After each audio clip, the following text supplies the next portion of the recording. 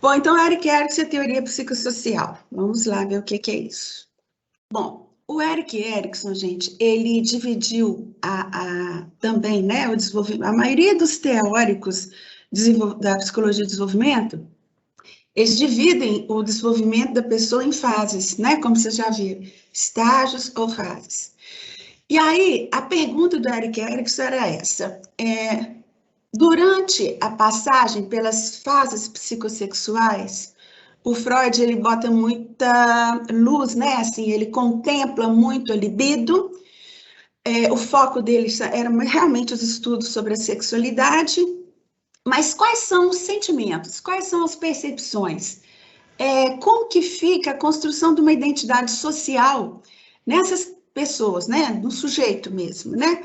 Desde o bebê, passando depois pelo 1, 2, 3, 4, 5, 6. E o Eric Erikson, ele avançou e foi até a velhice e morte. Ele chama essa teoria dele de as 8 idades do homem. E aqui a gente vai começar a ver essas idades do homem, tá? E ele sempre divide as percepções, os sentimentos, as necessidades do sujeito em cada fase, considerando, como eu já disse na aula passada, antônimos, né? Então, assim, é alguma coisa versus outra coisa. E aí ele fala que a pessoa ela fica nesse entre, né? Nesse movimento entre confiança e desconfiança, autonomia, vergonha e dúvida. E dependendo das formas relacionais com que essa pessoa vai passar por essas 8 idades do homem, você vai compreender lá na frente algum tipo de conduta, as atitudes de alguém, dada a compreensão que você, né, vai ter dessas 8 idades do homem, tá bom? Então vamos lá. Primeira idade é a do bebê, né? Até 1 ano de vida, mais ou menos, 1 ano e meio. 18 meses, 1 ano e meio. Então, ele vai falar o seguinte: a resolução da crise, né? Ou seja, como que a pessoa vai resolver esses antônimos, esses contraditórios de cada fase, ele vai dizer que é êxito e fracasso. Ou pode dar muito bem, ou pode sair dessa fase com algum tipo de limitação, né? Então, ele vai dizer o seguinte: do nascimento aos 18 meses, 1 ano e meio, a pergunta-chave é essa: será o meu mundo social previsível e protetor? Vocês vão falar, Patrícia, um bebê de 1 ano, 1 ano e meio vai ter esse tipo de raciocínio? Claro que não. Mas o psicólogo que vai avaliar a convivência desse bebê no seu meio familiar, na sua cultura, na sua forma de viver, a sua entrada social nesse mundo, vai responder a essa pergunta.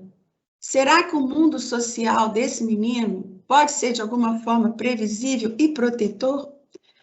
Então, o êxito estaria na confiança.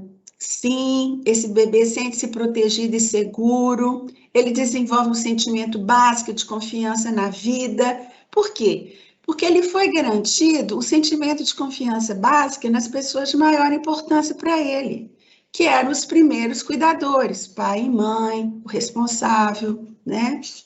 Agora, caso esse bebê não tenha tido essa proteção, esse amparo, esse sentimento básico de confiança, vai levar um perfil do quê? De desconfiança.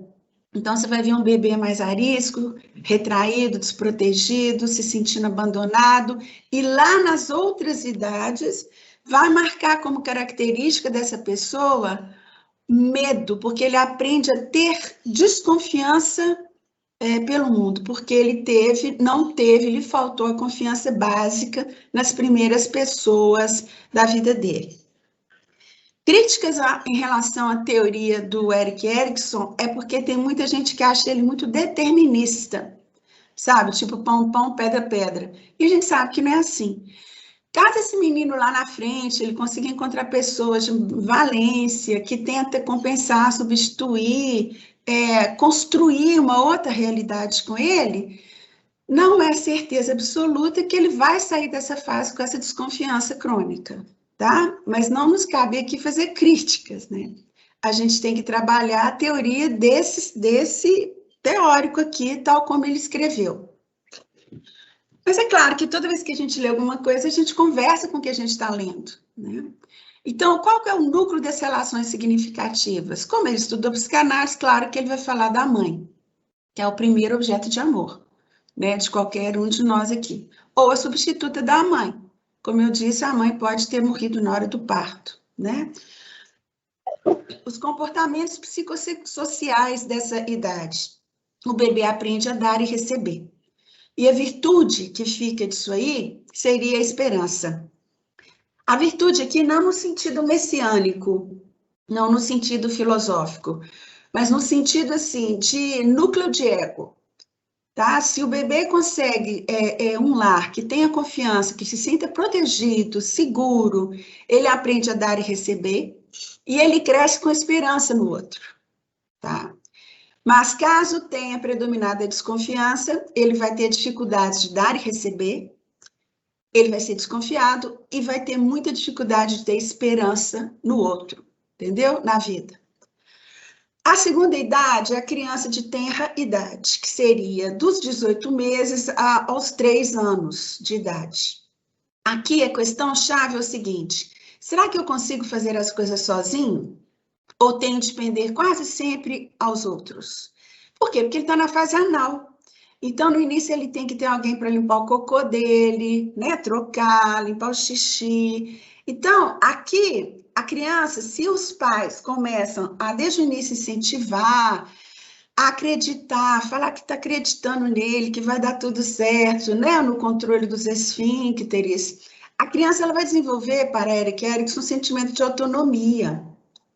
Ela começa a se sentir independente, atreve-se a fazer coisas e a desenvolver as suas capacidades. Mas, lá vem o mas, né? Tudo aqui, mas, se contextualizar um ambiente em que tenha demasiado controle dos pais, não se atreve, ele vai duvidar de si mesmo e aprende tudo mais tarde. Por isso, gente, que a superproteção é tão perniciosa para as pessoas, né? Para as crianças. Porque quando eu superprotejo alguém, eu não estou falando de proteger, estou falando de super proteger. Eu acabo passando uma ideia para essa pessoa que eu não acredito em você. Eu dou um atestado de competência para uma pessoa quando eu a super protejo, né? Aqui o núcleo das relações significativas são os pais e os comportamentos psicossociais aqui, como a gente já viu. Tem a questão do cocô, né? Que o bebê aprende a segurar, soltar, expelir suas fezes. Então, os comportamentos aqui você vai ver: dominar, proteger, largar, deixar. Então, muitas crianças têm realmente muita dificuldade de dividir os seus brinquedos. Não é aquela criança que tem dificuldade, mas entra um adulto, media ali e fala, vamos fazer uma troca, né? Aí ela te empresta isso, você faz isso. Aí troca, ela fica tranquilinha. Não, aqui é aquela coisa agarrada mesmo, né? Que é o que a gente fala que é o comportamento anal. A pessoa não sabe dividir nada mesmo, inclusive sentimentos, né? E a virtude é a força de vontade, porque aí ele já desenvolveu autonomia, ele se sente o retaguarda para poder atrever a fazer coisas por ele mesmo, né? Ele desenvolveu sua autonomia e aí ele vai embora. Na terceira idade, que é a criança em idade pré-escolar, é de mais ou menos 3 aos 6 anos. Aqui, serei bom ou mal? É como se a gente pudesse fazer essa pergunta, né? E aí é a iniciativa versus o sentimento de culpa. Aqui, quando a criança tem também, novamente, uma família que acredite nela, ela vai desenvolver imaginação, vivacidade, né? Atividade, criatividade, sente orgulho das suas capacidades. Ou seja, ela está entrando na escola, né, com 6 anos de idade, então é fundamental ela acreditar em si mesma para poder se abrir para o mundo, para a cultura, né? Porque a primeira saída da criança do lar se abrir para os coleguinhas, para os seus pares, para o que a professora está dizendo, né? Não ficar escutando só pai e mãe, ou seja, é essa imaginação, essa vivacidade que vai dar condições para a criança entrar na escola, ter outras relações além da sua família. Ou então o sentimento de culpa, né? Que é falta de espontaneidade, inibição, sente-se culpado, considera-se mal. Aqui o núcleo das relações significativas é a sua família, e os comportamentos psicossociais aqui. Fazer, reproduzir, brincar de faz de conta, um mundo simbólico muito rico, né? Então, assim, a criança, ela tem aquela vivacidade, e lembra em Piaget que ela quer estar testando hipóteses, ela está lá no intuitivo, né? Ela está se deixando levar mesmo pelas novidades do mundo, né? E a virtude aqui é a tenacidade. Uma pessoa que acredita nela mesma desde pequenininha, ela é tenaz, ela tem persistência, né? Ela não é daquele tipo de pessoa que começa o negócio, para no meio, começa, para, ou seja, não tem firmeza nas atitudes. Ela tem foco, ela sabe trabalhar com objetivo, tá?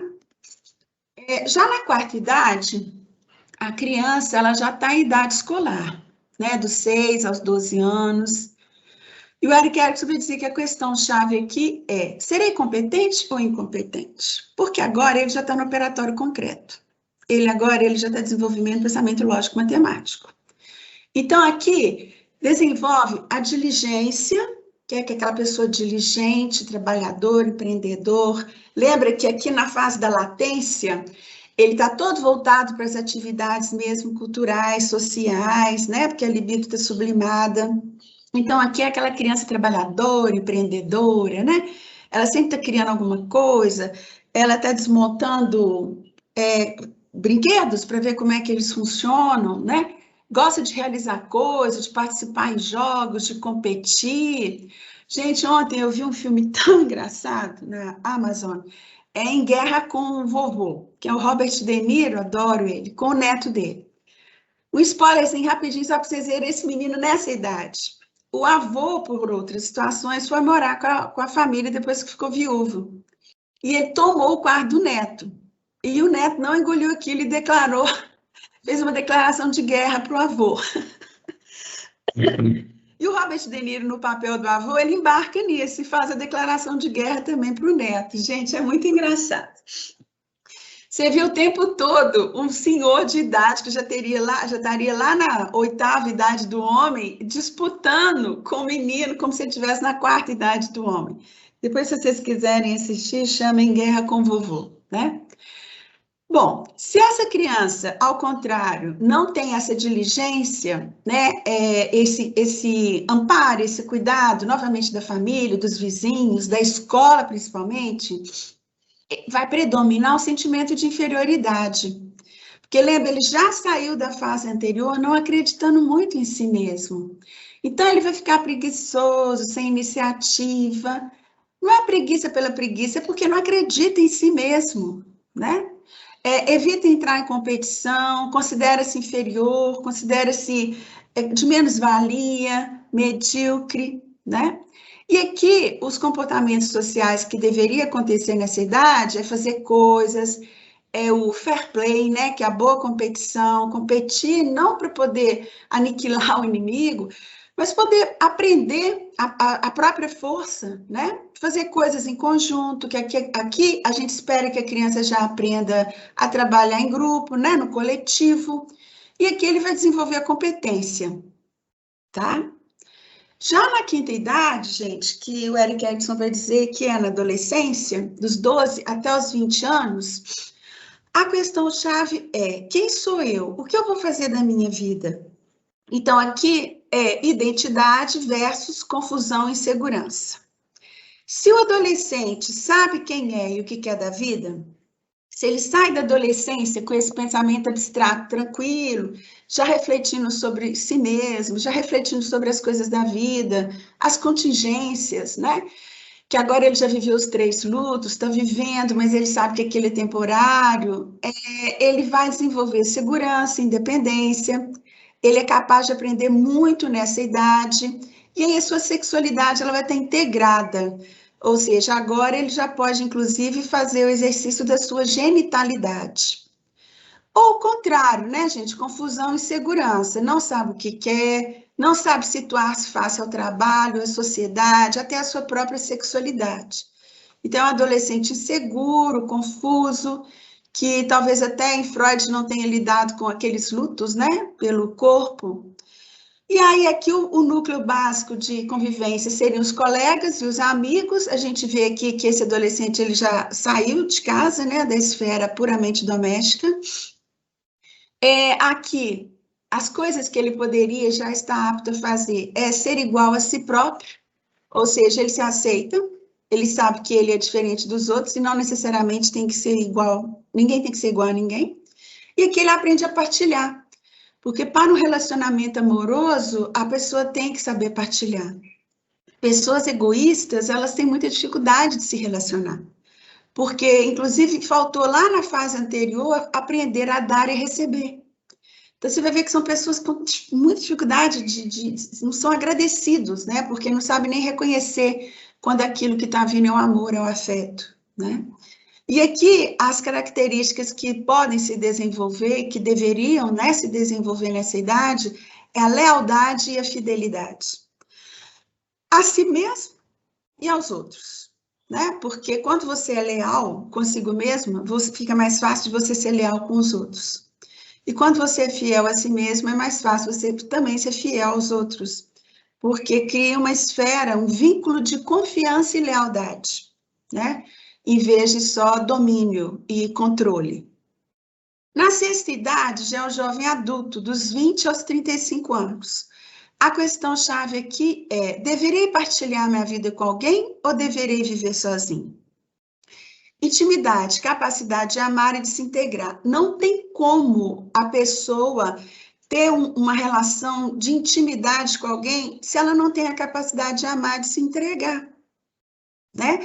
Porque para se entregar, você tem que integrar-se ao outro.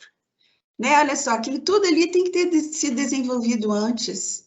Acreditar em si mesmo, lealdade, fidelidade, amizade, né? Aqui a pessoa já vive a sua sexualidade de forma madura, né? Enriquecedora, e os vínculos sociais são estáveis aqui. Então, olha só, até os 35 anos as pessoas já têm aquele núcleo de amizades, já começam a nascer, se estiver casado, né? Já começa a nascer os filhos, já começa a partilhar com os colegas as vivências, né? Da maternidade, da paternidade, ou seja, até para ser pai e mãe você tem que ter capacidade de amar, de se entregar, né? Porque se você não tem isso, como que você vai conseguir sair de si mesmo para poder amar um filho? Né? Ou então aqui pode predominar o isolamento, que são pessoas que têm muita dificuldade de relacionar-se, as relações são inautênticas, são efêmeras, problemáticas, instáveis. Então a pessoa tem muito medo de se entregar, ela tem muita dificuldade de se relacionar, de confiar no outro, né? Ou ela se perde, ela se entrega demais, põe muita expectativa no outro, e ai desse outro se não corresponde à expectativa daquele ali. Ou então ela tem realmente uma inautenticidade na relação, né? Então, aqui é uma idade que a questão-chave é essa, intimidade versus isolamento. Aqui o núcleo, né, seria os parceiros com ligações de amizade, sexo, cooperação, né? Vocês podem até perceber assim, que tem pessoas que têm dificuldade, inclusive, de empatia, de se colocar no lugar do outro, né? Então, suponhamos, sei lá, duas pessoas super amigas estão conversando e eu estou falando porque foi, inclusive, uma reclamação, uma paciente minha na semana passada. Ela falou assim, Patrícia, eu tenho uma amiga que quando eu converso com ela, a sensação que eu tenho é que ela não está me escutando. Ela só fala dela mesma o tempo todo. Então, você vê que essa pessoa ela tem dificuldade de dar e receber.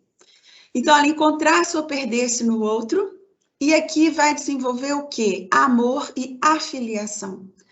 Para você ter afiliação, você tem que ter amor. Não é um amor romântico, mas um amor de acreditar no outro, de desenvolver empatia, né? Que é tudo que a gente espera que a humanidade consiga ter, né? A sétima idade já é o adulto, dos 35 aos 65 anos. Inclusive a idade que eu me encontro, né? Eu falo assim, gente, eu sou pura generatividade. O Eric Erickson está coberto de razão. Aqui é o seguinte, a minha pergunta, produzirei algo com valor, útil para mim e também para os outros? Porque aqui nessa idade, se você venceu essas 6 idades anteriores de boa, tranquilo, desenvolve em você um princípio da generatividade, que é você gostar de colaborar com as novas gerações. Eu não sou professora à toa, né? Porque me satisfaz ser produtivo, criativo, eu projeto a minha vida, o meu ensino, a docência para o futuro, eu quero formar novos profissionais, quero formar psicólogos, né? E eu gosto muito de colaborar com as novas gerações, sim. Já tem colegas da minha idade que se sente ameaçado pelas novas gerações. Então, são pessoas agarradas, que numa firma, numa empresa, não passa o conhecimento que tem de jeito nenhum para os mais jovens, né? Para os funcionários mais jovens, e vira capeleja. E o contrário da generatividade é a estagnação. Então, você vê adultos extremamente fechados nas próprias conchas, improdutivos, com sentimento de estar acabado, preocupado somente consigo próprio, muito egocêntrico, continuando a ver o mundo só do ponto de vista dele ou dela, né? E aqui a convivência é com as repartições entre atividades profissionais e familiares. Né? Então, ou seja, aqui já tá, se preparando, inclusive no final dessa idade, para a aposentadoria, e aí eles falam muito que é uma nova forma de ver a vida, né? Depois que você se afasta do seu trabalho, novos planos, novas metas. Aqui você tem que fazer ser e cuidar de si ou cuidar do outro. Por isso que está cuidar de, né? Porque é o cuidado não mais centrado somente numa na outra pessoa, mas é esse cuidar do outro. E aqui vai predominar produção e, de novo, o cuidado. Já na oitava idade, que é o idoso, dos 65 anos em diante, a questão-chave é: valeu a pena viver?